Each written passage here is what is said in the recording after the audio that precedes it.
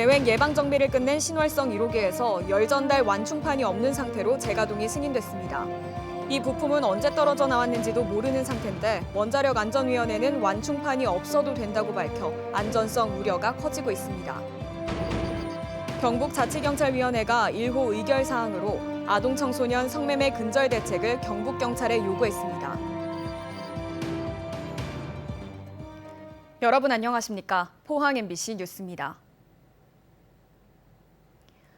경주에 있는 신월성 원전 1호기를 정비하던 중 원자로 바닥에서 길다란 금속관 하나가 발견돼 회수했습니다. 확인 결과 부실하게 설치했던 열 전달 완충판이란 부품이 떨어져 나온 건데 언제 이탈했는지조차 알 수 없습니다.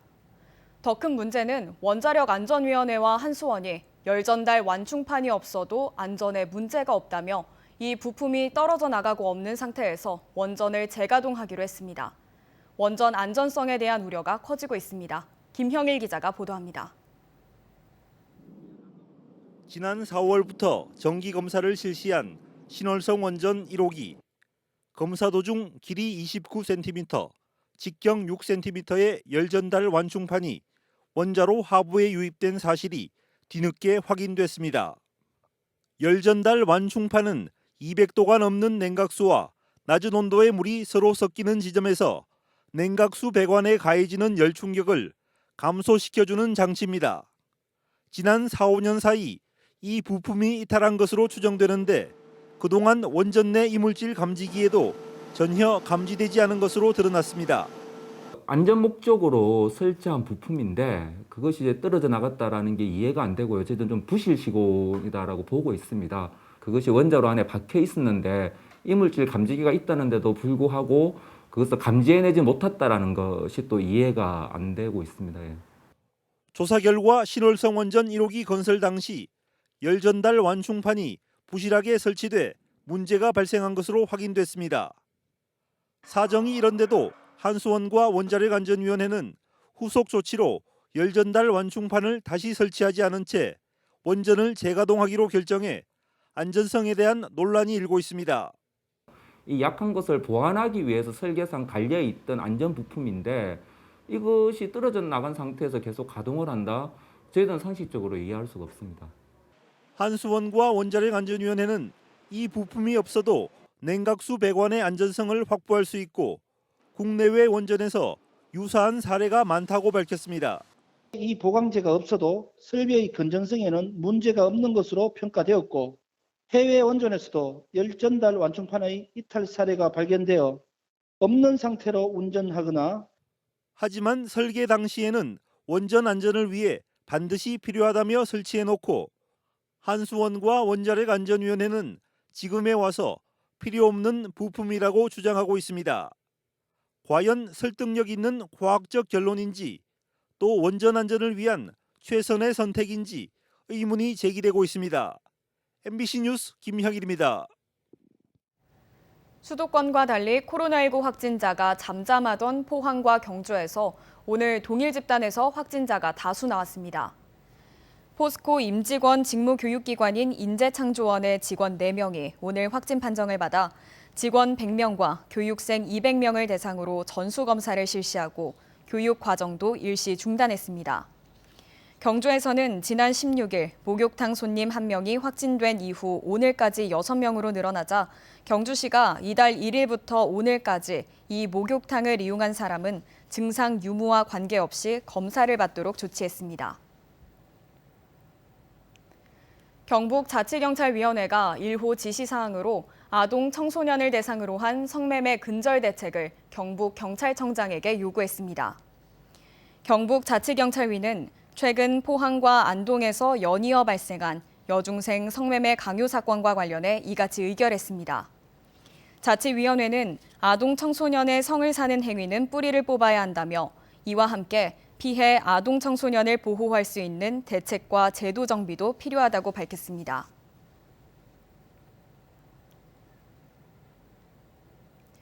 코로나19 사태가 장기화하면서 공공임대주택에서 사는 취약계층 10명 중 1명이 임대료와 관리비를 못 내고 있습니다.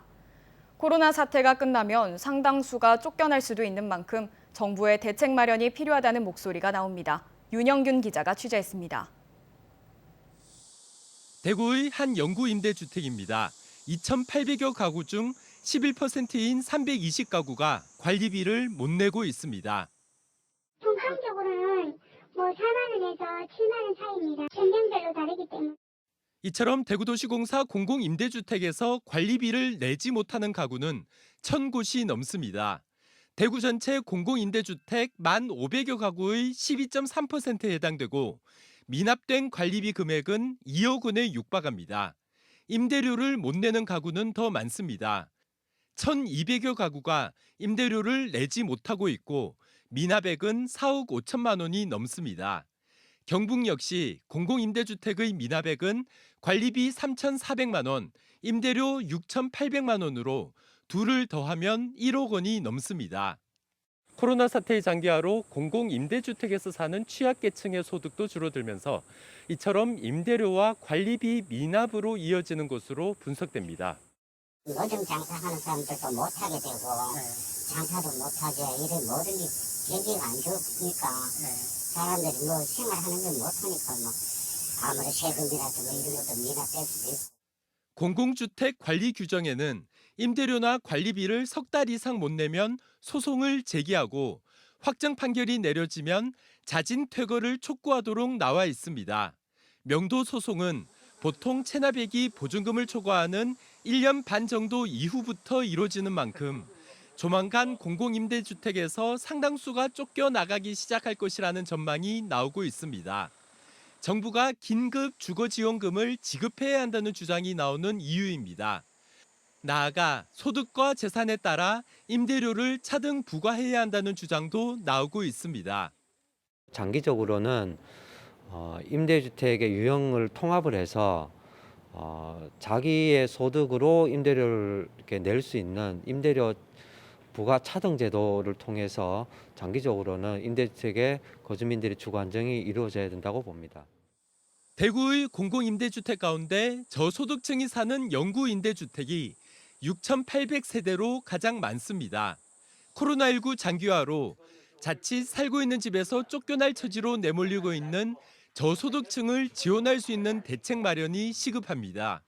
MBC 뉴스 윤영균입니다. 영덕에서 올해 첫 SFTS, 즉 중증 열성혈소판 감소증후군 환자가 발생했습니다.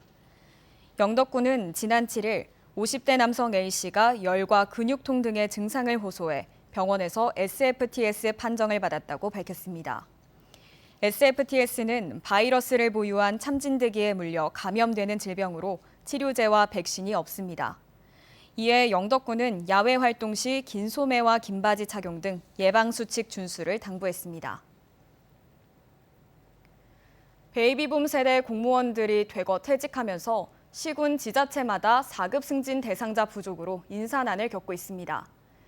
베이비붐 아래 세대들의 승진이 늦어져 4급 승진을 위한 최저 연한을 채우지 못하면서 직무대리 체제나 인사교류 등을 통한 땜질식 인사로 메꾸고 있습니다. 엄지원 기자가 전합니다. 경북의 시군 지자체마다 4급 서기관 승진 대상자를 찾지 못해 골머리를 앓고 있습니다. 가장 심각한 건 안동시입니다. 안동시는 경북도 소속 5급 사무관을 전입받아 자체 인사로 4급으로 승진시킨 뒤 이달 초 도시건설국장으로 임용했습니다. 명예퇴직으로 생긴 전임 국장 공석을 안동시 내부 인사이동으로 채우지 못해 도에 인사교류를 요청한 겁니다. 지방공무원법상 4급 승진을 위해서는 5급 승진 후 최소 4년 이상 지나야 하는데 조건을 채운 승진 대상자가 없었기 때문입니다. 국장 구인난은 앞으로 더 심화됩니다. 올 연말을 시작으로 매 분기별로 한두 자리씩 국장 공석이 생길 예정이지만 대상자 부재로 직무 대리 체제가 불가피합니다. 이런 인사 난맥상은 길게는 2년 반 정도 지속될 걸로 예상됩니다. 2023년 연말까지 해서 2년 반 정도 지금 예상하고 있습니다. 직무대리나 아니면 이제 경상북도나 이제 우리 인근 기초지자체와 이제 인사교류도 지금 생각하고 있고요. 아니면 이제 개방형 직위 지정이라든지. 어느 시군할 것 없이 임용이 가장 어려운 것은 보건소장 자리입니다. 보건소장은 의사면허 소지자를 우선 임용하고 후순위로 보건, 간호 등 제한된 직렬에서 5년 이상 해당 보건소에서 근무한 5급 공무원만이 앉을 수 있습니다. 코로나19로 근무 강도가 세진 데다 연봉 등의 문제로 의사 보건소장을 모시는 건 하늘의 별 따기. 대부분 공무원으로 채워야 하는 실정인데 대상자가 없어 매번 직무대리 체제입니다. 안동시 보건소는 벌써 4년째 직무대리, 봉화도 내년 초부터 3년간 공석이 예상됩니다. 문경시는 무려 4년차 직무대리를 마치고 공무원 보건소장을 정식으로 임용했습니다. 가까스로 승진 기준을 채운 대상자가 나와도 극소수에 불과하다 보니 선택의 여지가 없습니다. 내년 각각 2개의 국장 자리가 비는 영주시와 봉화구는 승진 후보자가 딱 2명만 있습니다. 어느 정도의 경쟁은 필요하거든요. 솔직히 말씀드리면 그냥 딱 맞게 올라오거나 모자라는 상황이 발생하면 기존에 올라와 있으신 분들은 나는 당연히 된다라고 생각하시니까. 베이비붐 세대의 은퇴와 맞물려 공무원 인력난이 당분간 이어질 걸로 예상되는 만큼 기초지자체와 공무원 노조를 중심으로 승진을 위한 최저연한을 축소하는 법 개정을 행정안전부에 꾸준히 요구하고 있습니다. MBC 뉴스 엄지연입니다. 남해안에 이어 경북 동해안 연안에도 노무라 입깃 해파리 주의 단계 특보가 발령됐습니다. 해양수산부는 경북 동해안 지자체에 매주 현장 모니터링을 시행토록 하는 등 감시 체계를 강화하고 해파리 절단망과 피쉬펌프 등 방제 장비가 설치된 선박을 이용해 해파리 제거 작업을 실시할 계획입니다. 해파리 가운데 가장 큰 종류인 노무라 입깃 해파리는 독성이 강해서 쏘이면 발진과 통증, 가려움증이 생기며 심한 경우 쇼크로 사망할 수도 있어 선원과 해수욕객들의 주의가 필요합니다. 푹푹 찌는 찜통더위가 이어지고 있습니다. 내일은 서울의 낮 기온이 36도까지 치솟는 등 올여름 들어 가장 더운 날씨가 예보됐지만 경북 동해안 지역은 오늘보다는 기온이 조금 떨어지겠습니다. 조주경 기상캐스터입니다. 올해 장마는 끝이 나고 볕만 뜨겁게 내리쬐고 있습니다. 오늘 경주의 한낮 기온은 33.3도까지 올랐는데요. 내일은 전국 대부분 지역이 올여름 들어 가장 더운 날씨가 예보됐지만 경북 동해안 지역은 오늘보다도 조금 덜 덥겠습니다. 다만 계속해서 폭염특보가 발효 중인 만큼 온열 질환에 걸리지 않도록 조심해 주시기 바랍니다. 내일 자외선 지수는 높음에서 매우 높은 수준 유지하겠습니다. 이어서 자세한 지역별 날씨 보겠습니다. 아침 기온은 22도에서 25도 분포로 오늘과 비슷하게 출발하겠습니다. 한낮 기온은 포항과 울진이 28도, 영덕 30도, 경주 31도까지 오르면서 낮 기온은 오늘보다 조금 낮겠습니다. 울릉도와 독도의 하늘도 맑겠습니다. 아침 기온 울릉도 24도, 독도 25도로 출발해 한낮에는 28도에서 29도 분포를 보이겠습니다. 동해바다의 물결은 중부 해상에서 최고 2.5m까지 일겠고 남부 해상에서는 1m까지 잔잔하게 일겠습니다. 당분간 별다른 비 소식도 소나기 예보도 없습니다. 맑은 날씨가 이어지겠고요. 계속해서 더위는 이어지겠습니다. 무더위 속에 건강 잃지 않도록 유의해 주시기 바랍니다. 날씨였습니다. 실종 신고가 접수된 치매 노인이 실종 경보 문자를 본 시민의 제보로 무사히 발견됐습니다. 포항 남부경찰서는 지난 14일 오전 포항시 남구에서 치매 증상이 있는 가족이 집에 돌아오지 않는다는 신고를 받고 오후 12시 24분쯤 주민들에게 실종 경보 문자를 발송했다고 밝혔습니다. 경찰은 문자 발송 3분 만에 주민 송모 씨의 신고로 실종자를 무사히 가족에게 인계했다며 송 씨에게 오늘 감사장을 수여했습니다. 마을 어장에서 해산물을 채취하던 70대 해녀가 숨졌습니다. 포항해경은 어제 오전 8시 35분쯤 포항시 북구 송남면 방석이리 앞 50m 해상에서 해산물을 채취하던 70대 해녀 A씨가 실종됐다는 신고를 받고 출동하던 중 인근에 있던 민간 해양 구조선이 먼저 의식을 잃은 해녀를 10여 분 만에 발견해 병원으로 옮겼지만 끝내 숨졌습니다.